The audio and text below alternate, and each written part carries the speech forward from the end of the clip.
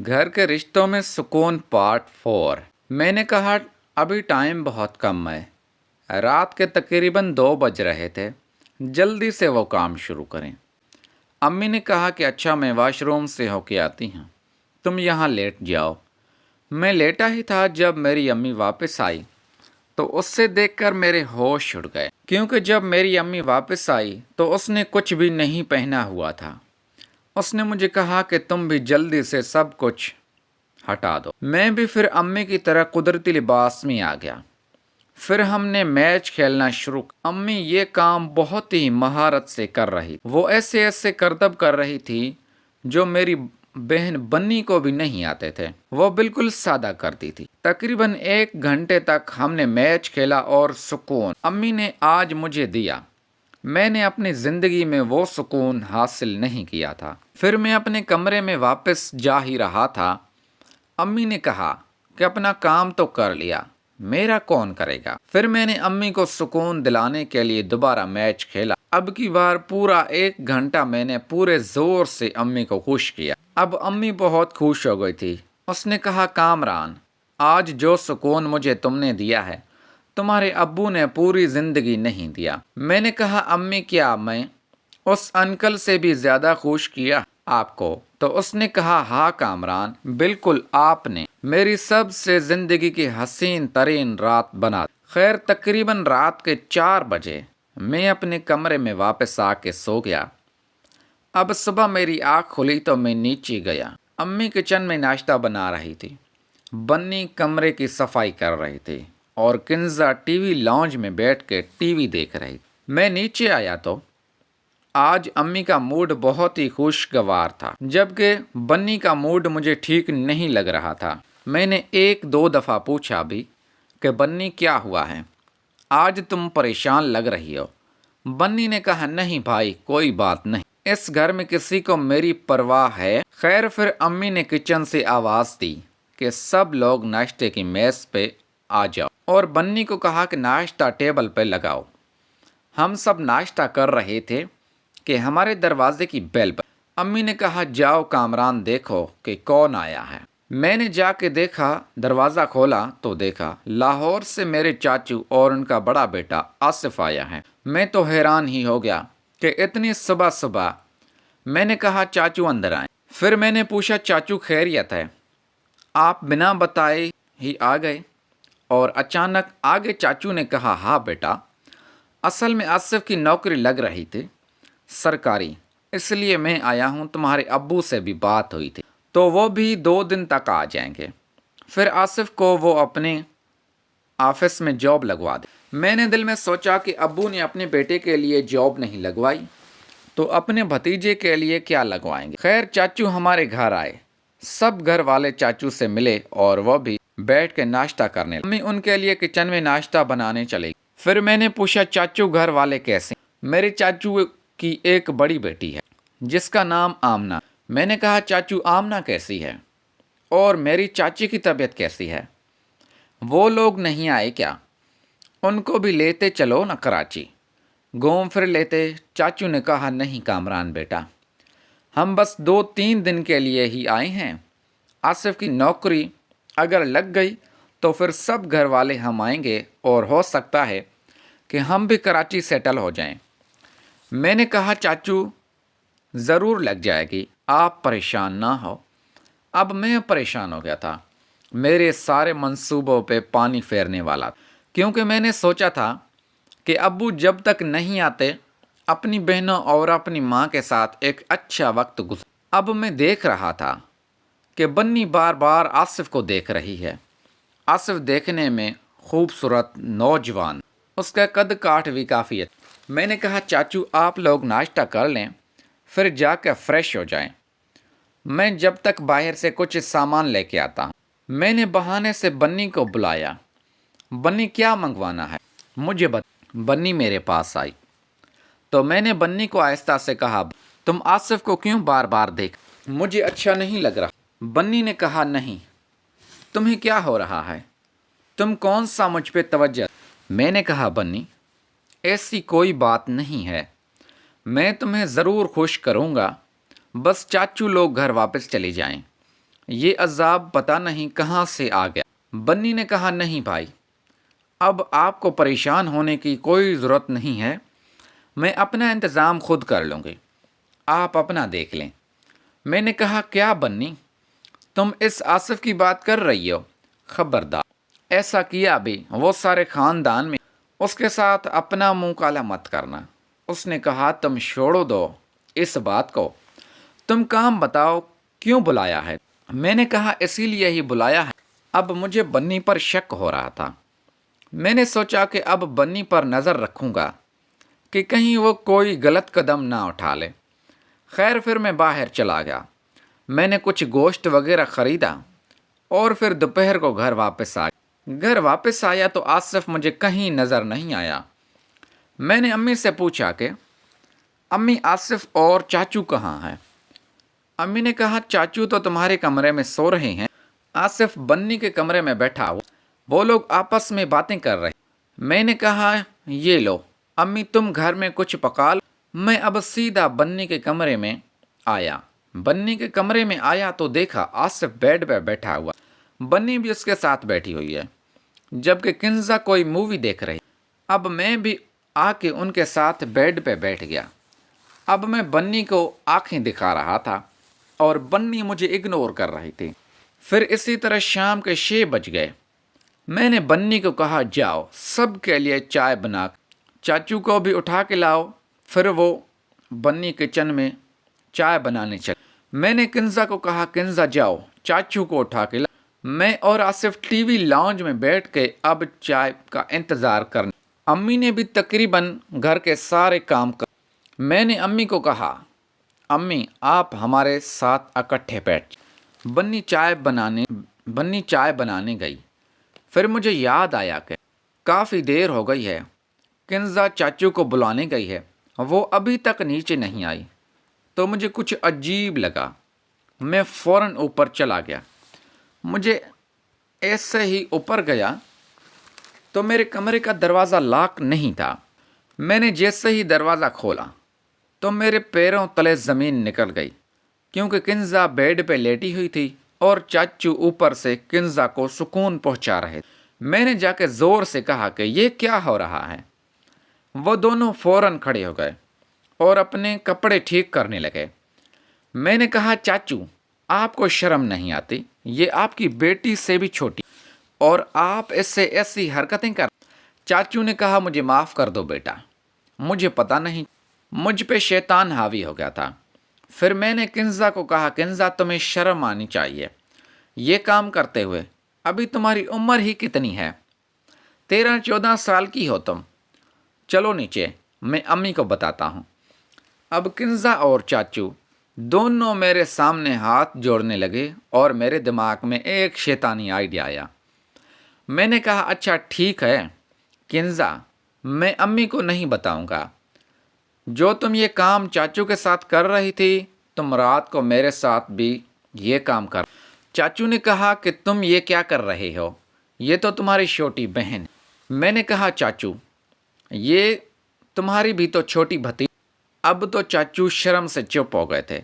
میں نے کہا چاچو تم ہمارے معاملات میں نہ پڑو، تمہارے لیے یہی بہت کہ میں گھر والوں کو یہ بات آپ کی نہیں بتا رہا۔ کنزا نے کہا نہیں بھائی، میں آپ کے ساتھ یہ کام نہیں کر سکتی، آپ میرے بھائی ہو، مجھے شرم۔ میں نے کہا تمہیں چاچو کے ساتھ شرم نہیں آئی اور بھائی کے ساتھ شرم آئے، چپ چاپ رات کو آ جانا، ورنہ اگلی صبح پھر تیار رہنا، اور ابو بھی آنے تو میں ابو کو بھی بتا دوں گا۔ کنزا مان گئی۔ اب میں نے سوچا شکر ہے کہ رات کا انتظام تو ہو گیا۔ پھر ہم تینوں نیچے آئے۔ امی نے پوچھا کہ کیا ہوا، اتنا ٹائم کیوں لگا دیا؟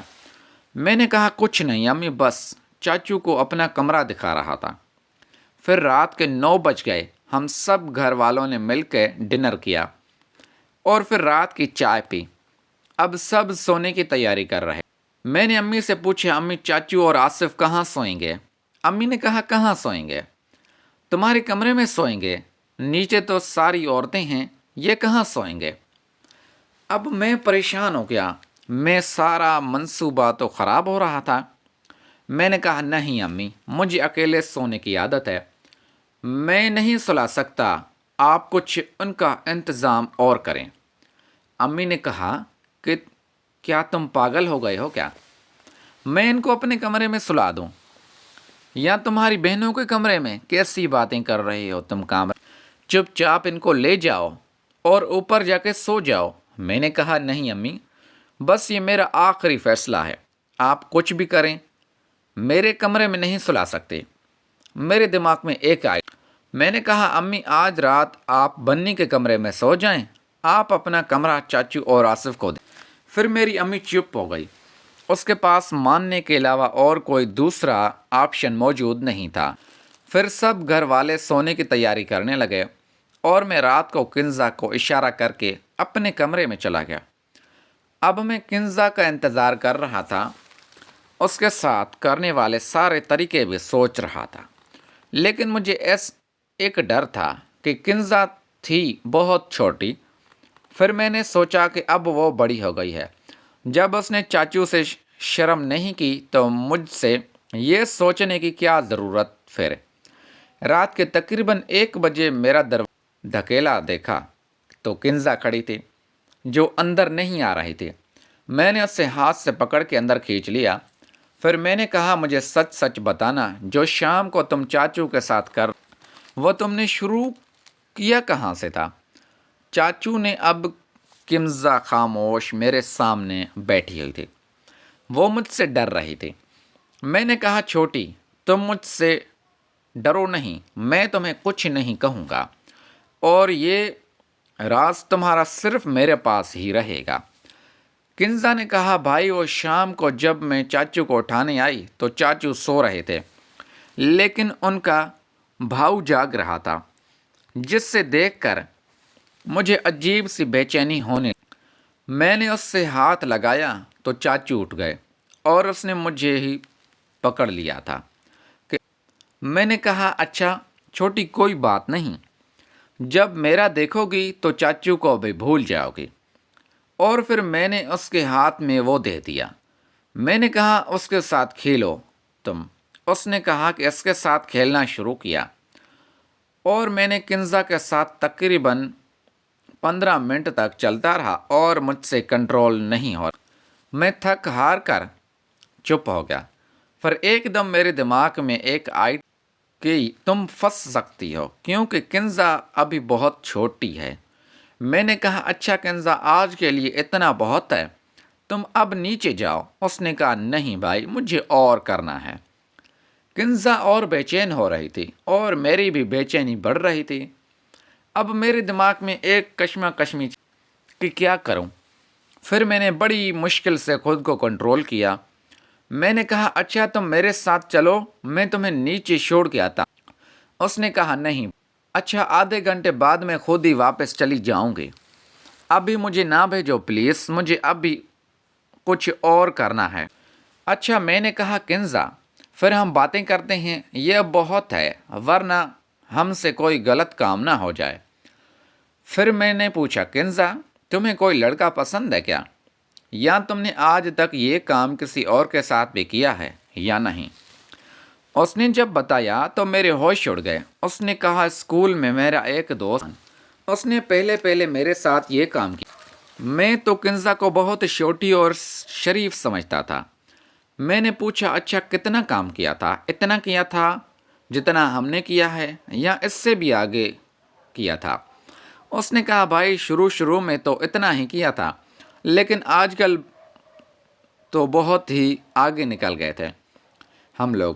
اب مجھے خود پہ غصہ آ رہا تھا کہ میری ناک کے نیچے یہ میرے گھر میں کیا چل رہا تھا۔ میری امی باہر منہ مار رہی تھی اور میری چھوٹی بہن بھی یہ کام کر رہی تھی۔ میں نے کہا اچھا کنزا جو کچھ ہونا تھا وہ ہو گیا، آج کے بعد تم سلمان سے نہیں۔ اس نے کہا نہیں بھائی میں اس سے شادی کروں گی، میں اس سے محبت کرتی ہوں۔ پھر میں نے سوچا اس نے سارا کام تو ویسے بھی کر لیا ہے سلمان کے ساتھ، اب اس کو روکنے کا کوئی فائدہ نہیں ہے۔